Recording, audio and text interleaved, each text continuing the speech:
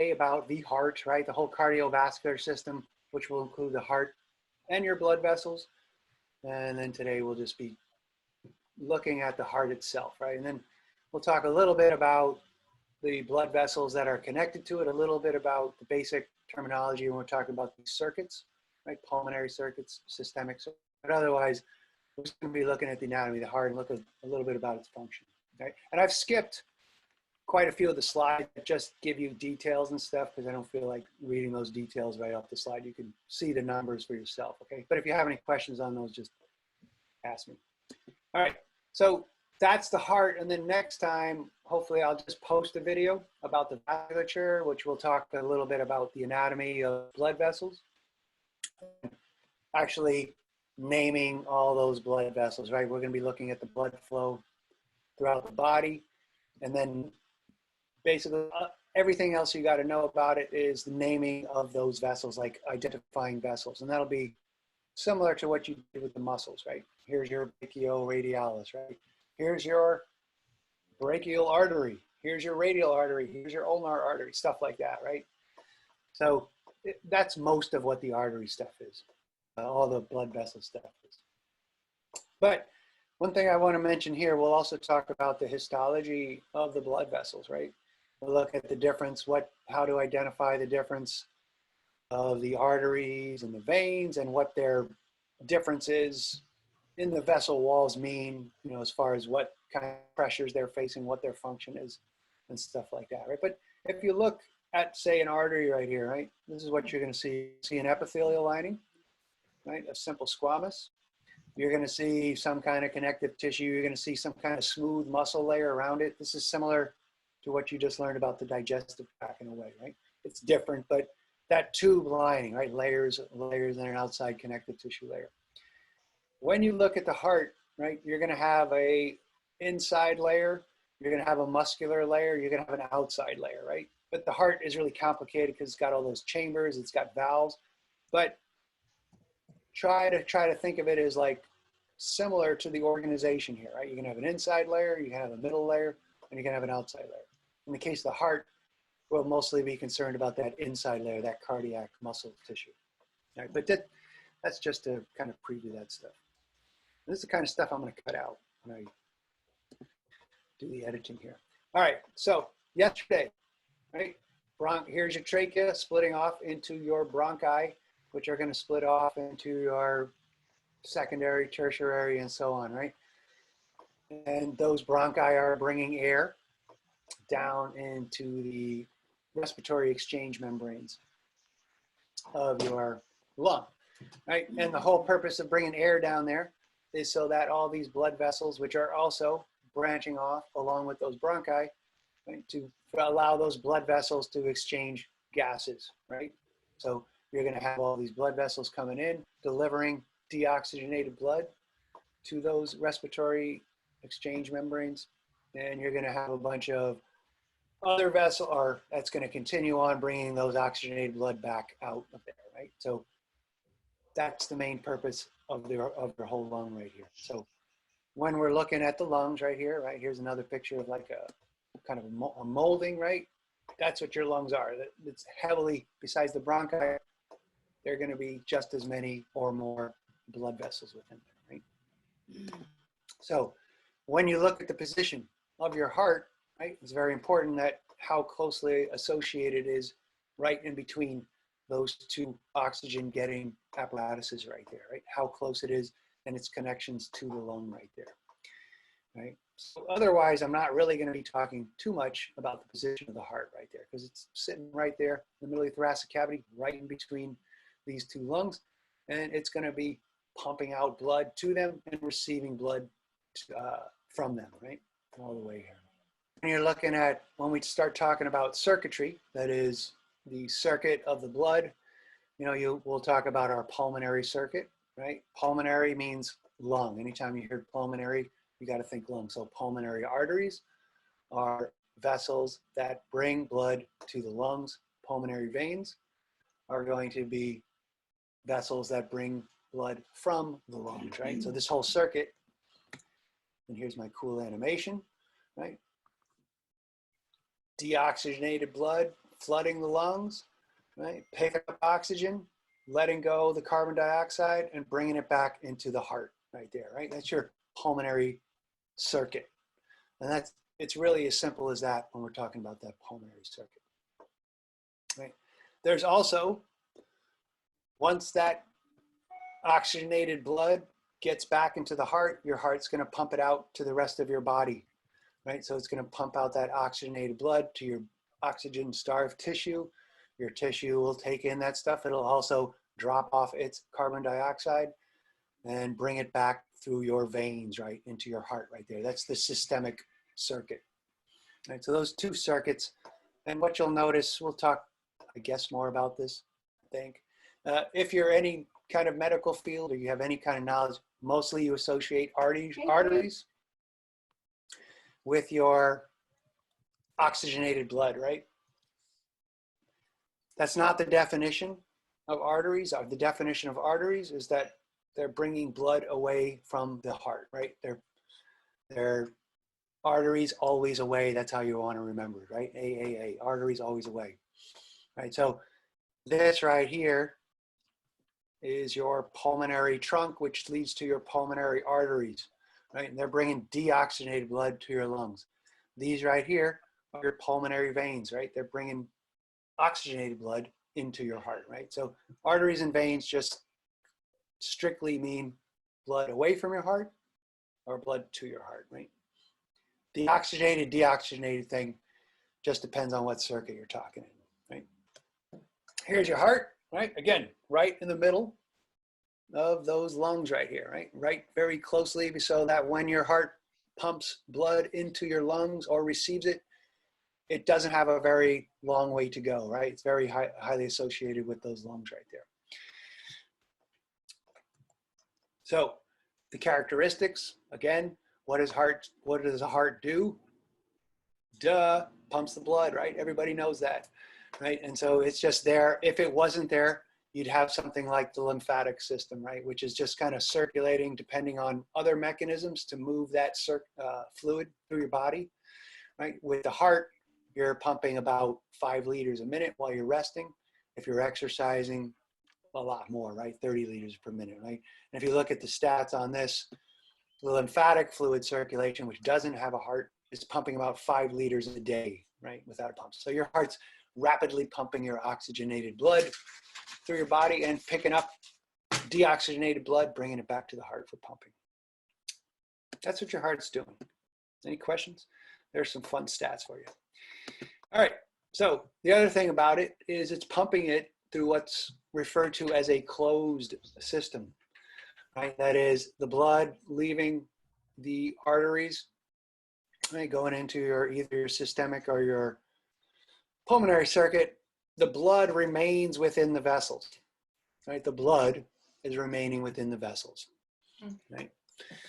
So what comes out of it is the filtrate, right? Oxygen, glucose, all that stuff comes out of it, but the blood is going to remain within that vessels right there. And so within that circuit, the right side of the heart is receiving deoxygenated blood, and the left side of the heart is carrying oxygenated blood, right? So those are the two main divisions right here. But it's going to be, again, all the blood is going to stay within these vessels all throughout your body. The other just quick thing we'll go over right here is the histology of the heart. And the main really important kind of thing here to remember here is your myocardiocytes, this cardiac muscle tissue, right? We learned about skeletal muscle tissue. You learned about smooth muscle a little bit. You know, the smooth muscle lining of your digestive tract. We'll see smooth muscles again. Well, we saw it in your bronchioles. We'll also see it in your blood vessels. This is that last type of muscle tissue. And we'll look a little bit later about its characteristics, right? But within the meat of your heart, you know, the main thing that you can see, most of them are these cardiac muscle tissue, right? Muscle cells. Also within there, you have specialized cells that are going to be part of the conducting system that are going to carry electricity and not contract. And you'll also have some regular connective tissue there, which we'll talk about, right? But that's your myocardium. That's the meat basically of your heart right there. You also have an epicardium, otherwise known as the visceral pericardium. That's attached to the surface right here. And your endocardium, right? That's the inside lining. Just like your endothelial cells are going to line your blood vessels, your endocardium is going to line the inside chambers of your heart, right? And it's the same stuff that's going to be that's made out of the vessels, right? So it's going to be continuous with all those valves and the vessels in there. So that's just a brief overview. All right, and then, right, so now we start looking on the inside of your heart right here. We're going to look at those chambers, right? The top upper chambers and the two lower chambers, and the right and left, right? So you're going to have a right and left atrium. Atrium means like entrance, sort of, if you think of like an atrium to your house or something, whatever, right? This is the entrance. This is where blood is being received, both deoxygenated and oxygenated. And the ventricles are the pumping chambers right there, your right and left pumping chambers, right? So those are your 4 chambers of your heart. Those are your chambers. And what else did I say about these? This is our actual picture, right? So that's a cartoon picture. Everything's all nice, right? But it gets a little messier when you look at the actual chambers right there, right? Because, well, who knows? It just is, right? You're going to see all these kind of webby looking stuff. You're going to see valves. You're going to see these muscles right here. And so when you look inside here, you're going to see this kind of webbing right here. That's called the trabeculae carneae, right? That's just kind of a meshwork of the cardiac muscle tissue, right? It's the same thing that your walls are made out of, but it's a little bit of a different structure rather than this.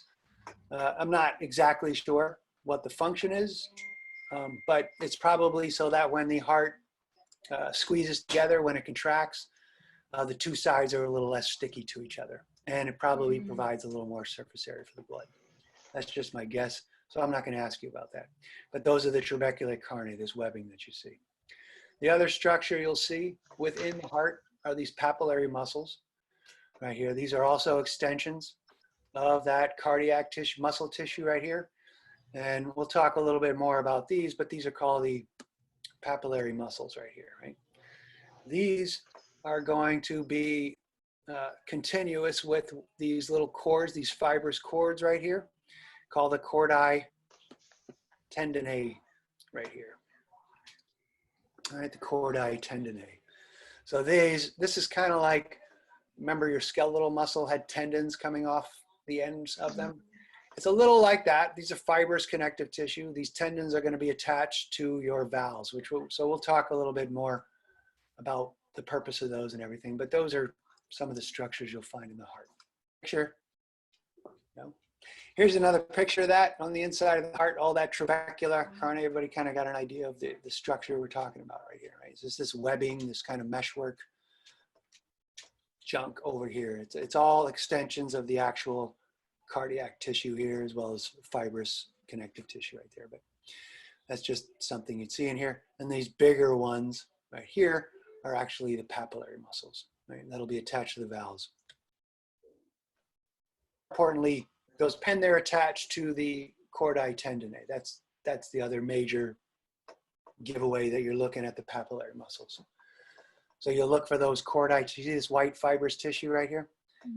In all the models, you'll see it as like some strings or something like that. These are like, the valves will look like a parachute, and these will look like the parachute strings right there. And then papillary muscles will be that structure that's attached to them. Those are the chambers of the heart. We'll get into it a little bit more, but the way I'm going to talk about this as far as their function and blood flow through the heart, I'm going to talk about it looking at a drop of blood through the heart, right? And just keep in mind, as I'm talking about this is just sort of a conceptual way to talk about it. Your heart doesn't actually pump like this, right? It's going to pump ventricles, atrium, ventricles, atrium, right? But this is a convenient way to look at the blood flow through the heart, right? Just following a trace of blood, right? So we'll just look at one drop of blood as it moves through these contractions and ignore everything else. This will hopefully make sense when I'm done right here. But so the blood is going to flow into the right side of the heart, out into the pulmonary circuit. It's going to return on the left side and then be pumped out into the systemic circuit. All right, so it's going to be received, right, starting in your atriums, right, the entrance. So your upper chambers, again, are the atriums, your right and left atriums. Okay, and we'll go more about that. And then these bottom chambers right here are your right and left ventricles. Okay, so upper chambers, lower chambers right there. So your atriums are your receiving chambers, is my whole main point right here. They're not really doing much, but receiving blood from your, in the right side, you're receiving blood from your vena cavas, right? Your superior and inferior vena cava, as well as your coronary sinus, right? Your heart's own private entrance, right? But it's receiving deoxygenated blood. And I'll pause here to say it's not actually deoxygenated, it's just less oxygenated, right?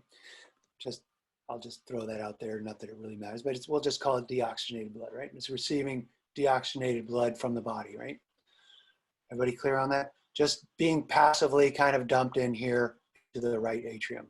On your left atrium, your lungs, right, are going to be bringing in oxygenated blood into your left atrium. Ooh, 3D anatomy. Everybody see this here? Right? So you're looking at right here, we're looking, right? Here's the trachea. Right? Can you see my arrow or the whole screen or just the other thing, right? So here's the trachea, right? Those are the bronchi going into the lungs. So, you know, these represent, all that blood vessel represents all the lungs, and this is the back of the heart right here, right? So what's not shown here, right? You see the blue vessels right here and here, right? These are bringing blood into your right atrium right here, right? Your right ventricle, well, we'll just talk about the atrium, sorry. I mean the atria. I'm gonna turn around right here. Your blood's gonna be pumped into your lungs through that pulmonary circuit. And then right here,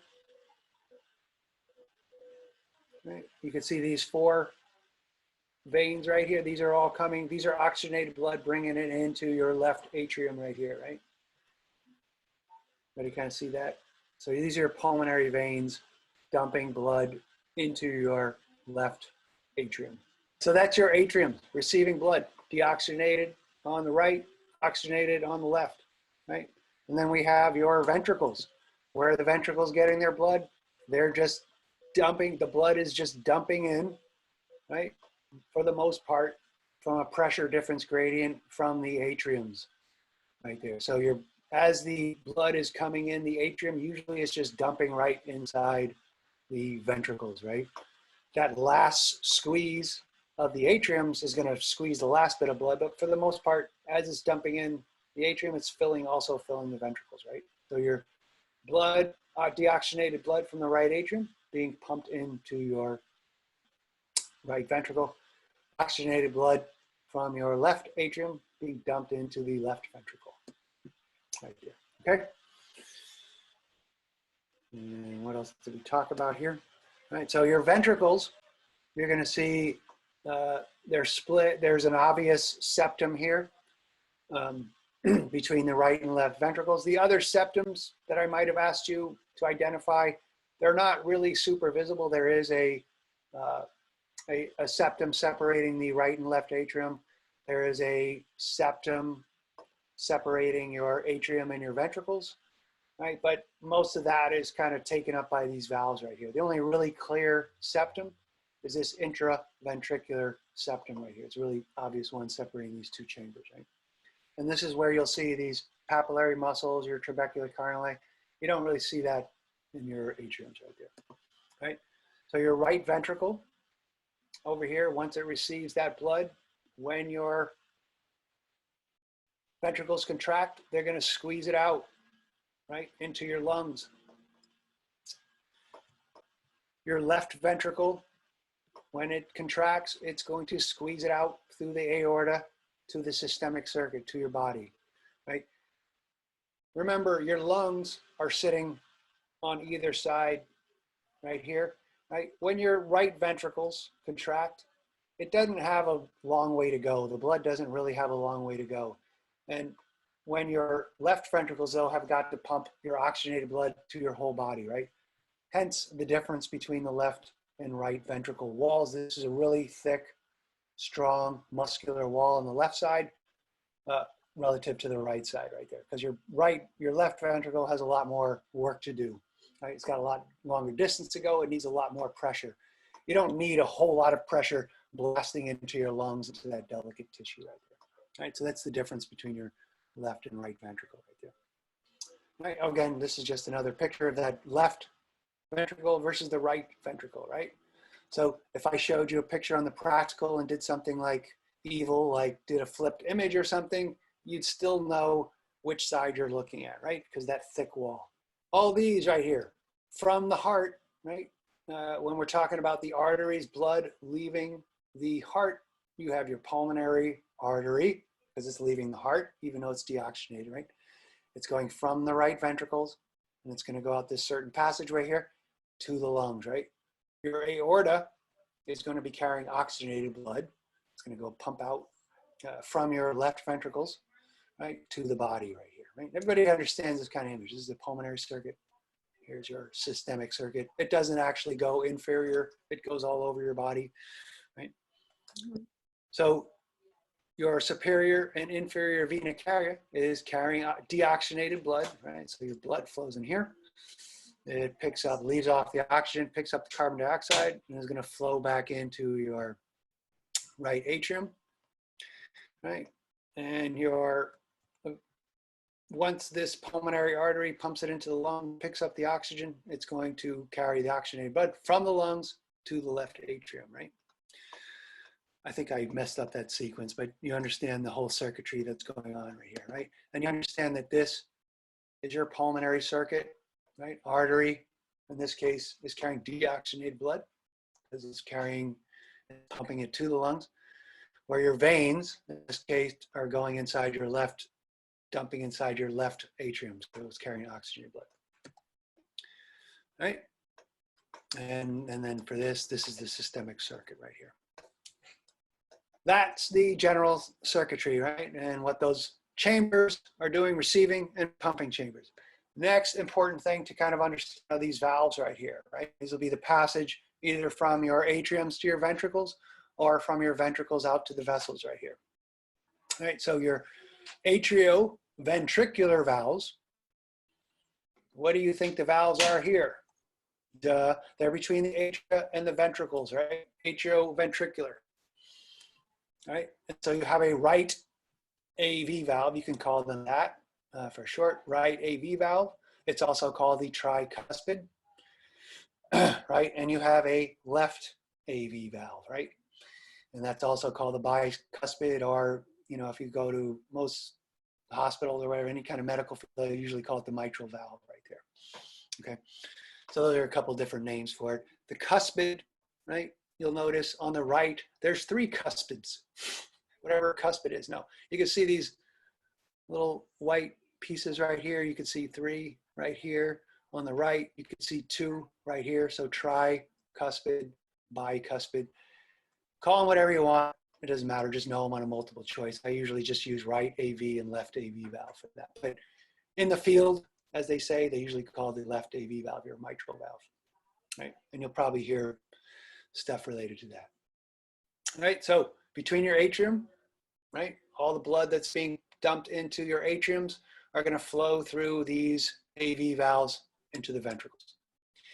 Your semilunar valves are going to be in between the ventricles, right? So when your heart ventricles are contracting, they're pumping out blood into either your pulmonary trunk or into your aorta, and they're going through these semilunar valves, right? Your pulmonary semilunar valves, there's not a right and left one, by the way, right? It's just a pulmonary or aortic semilunar valve. And a lot of people also just call this the pulmonary valve or aortic valve, right? That's fine too. And again, it's all multiple choice, so you don't really have to remember that. But those are common names for them as well. So atrioventricular valves, they're covering the openings between the receiving and the pumping chambers right here, right? And so now when we're talking about these AV valves, we're going to get back to those papillary muscles and those chordae tendineae right here, right? So, whoops, this is a picture. Look at this is like a light shining in through, looks like the ventricle here, right? A light shining through and lighting up the papillary muscles right here. You can see that these tendons, right? The chordae tendineae, a tendinous cord, this is going to be attached to the AV valve right here, right? And so this is important when we talk about the action of these. I'll talk about it in a second, but just understand the structure, right? Your papillary muscles are part of the muscle wall, and they are part, these chordae tendineae are just like the tendons on your biceps brachii, right? They're coming, not just like it, but they're coming off that muscle from all the connective tissue, and then they're attached to something else, right? That's how you should kind of think of them, like that, if you remember anything about that, right? So they're protrusions of the myocardium, and they're attached to the chordae tendineae. When they contract, they are going to pull the chordae tendineae, okay? So those chordae tendineae are attached to the AV valves on the superior side. And we'll talk a little bit more about their exact function when we're talking about the contractions, but their basic function is to prevent prolapse, right? So when the ventricles contract, the valves don't blow back into the atrium, right? And I'll explain that a little bit later, but that's their function. All right. So those are your AV valves and associated structures, right? Papillary and chordae tendineae. Your semilunar valves are much less complicated. Or like when we get to your veins, we'll see these valves in your veins, very simple pressure gradient dependent valves, part of the endocardium that come out here, that basically are going to open and close based on pressure differences, right? So if the pressure is greater over here, and because the ventricles are squeezing, they'll open. And if the pressure, once the blood's all in here, the pressure goes up, they'll close, right? So it's just to prevent unwanted blood flow backwards. And in fact, your AV valves open and close the same exact way, but they have this extra special structure, which we'll talk about. But these are very simple valves to prevent backflow, okay? Let's look at the whole circulation. And again, I mean the whole sequence of contraction right here. And again, we're following a drop of blood through the heart, right? When you look at an actual heart contracting, it's going to be ventricles, atrium, ventricles, atrium, right? So that's the sequence. But if you look at it this way, it kind of helps you understand where the blood is going right here, right? So blood is being dumped into your right atrium, right? Through the superior and inferior vena cavas into your right atrium.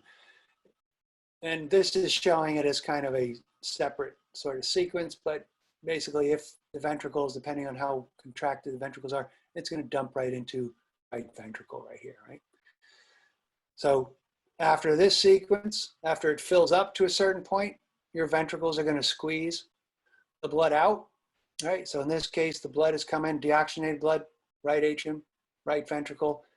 It's going to squeeze, once this contraction happens, the ventricle is going to squeeze that blood out through the pulmonary semilunar valve into this pulmonary trunk, right? Headed toward eventually the pulmonary capillaries where it's going to pick up oxygen.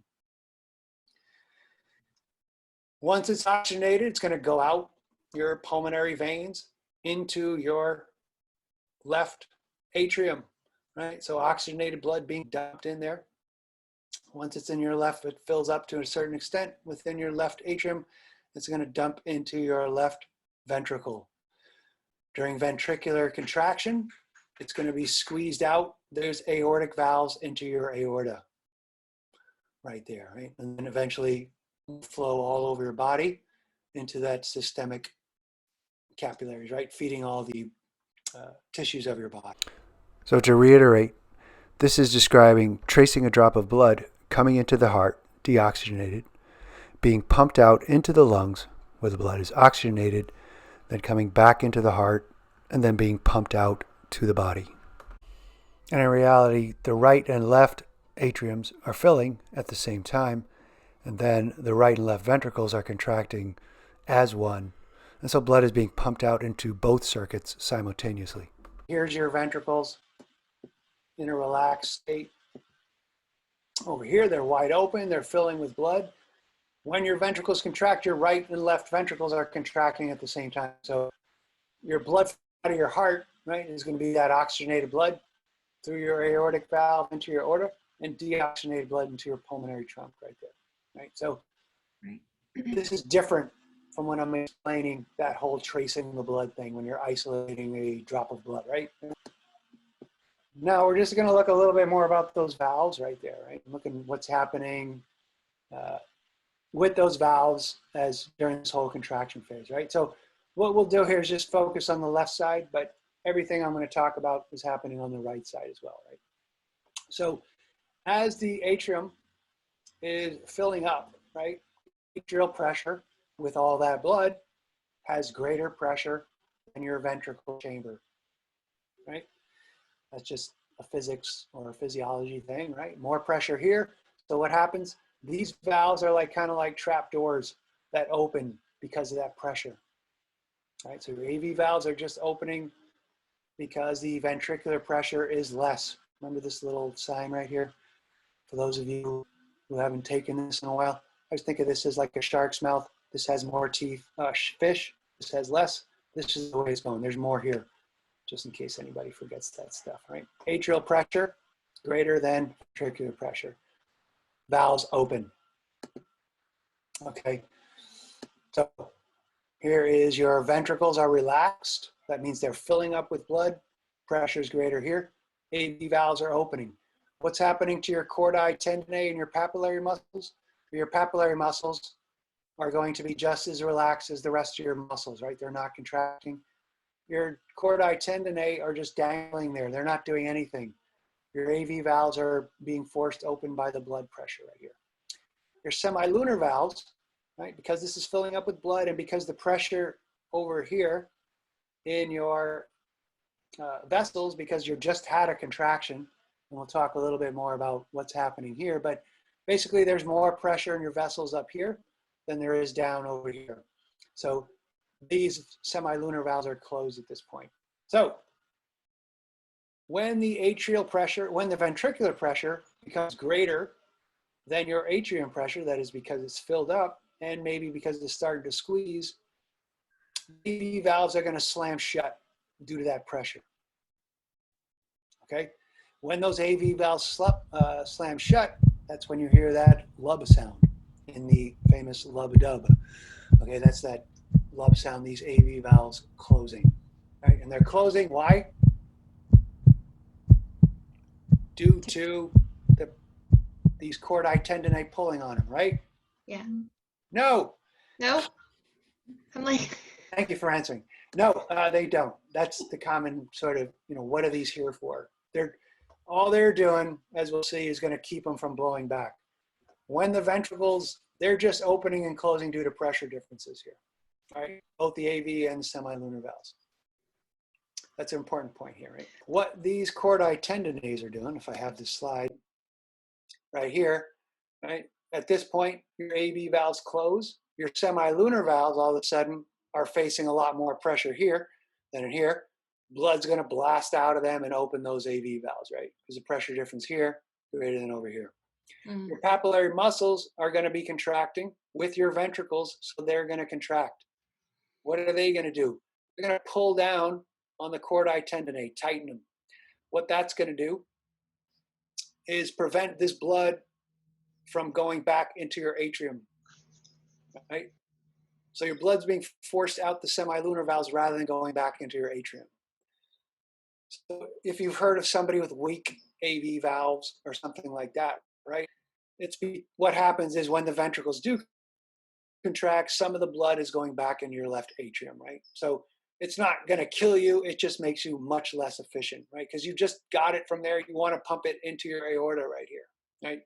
So what those chordae tendineae, what the papillary muscles are doing are basically preventing prolapse. Because when these ventricles squeeze, especially on the left side, it's a serious pressure difference. And they would blast back into your left atrium, which is what they do if you have like, weakened AV valves right there, right? So everybody understands that whole differences, right? Pressure, the valves are opening and closing completely due to pressure gradient differences. They're staying closed on this side because of the chordae tendonae and your papillary muscles. Right, so I don't know where we were here. So the semilunar valves, again, I kind of already explained this. The semilunar valves are opened. They're going to be blasted open during this ventricular contraction because of that pressure difference there, right? Once that ventricular relax, once the ventricles have stopped squeezing, all of a sudden, as I kind of mentioned here, the pressure up here in your pulmonary trunk and your aorta is greater than in the ventricles. All right? So now the blood would tend to flow back into those ventricles where there's less pressure. And so that makes these semilunar valves closed.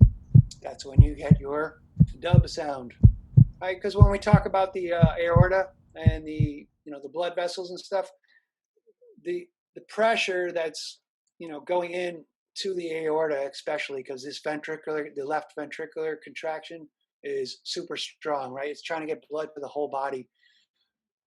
When we look at the vessel wall of the aorta, we're going to see a huge difference between that and especially, the vena cava as well as the pulmonary trunk right there, right? So, because this is facing huge pressure differences, and its ability to expand upon that pressure is going to be really crucial in like delivering blood flow throughout the body right there. So, circuitry talking. Everybody, you should be able to do this, and you could draw this on your own. Draw like just a square box. Look at blood flow into the heart. Where does it come from? What are the vessels coming from? What are the valves that it passes through? Coming into the heart, leaving the heart, et cetera, right? So again, this is tracing a drop of blood through the heart right here, right? And from the body going into the vena cava, and then leaving the aorta to the rest of the body right there. Okay, so next time we're going to talk about the properties of muscle tissue and how it's arranged to allow this pumping sequence. From there, we're going to look at the circulatory system, starting with the heart's own coronary circulation, and so talk about all the blood vessels that are supply the heart with oxygenated blood and drain the deoxygenated blood. All right, see you next time.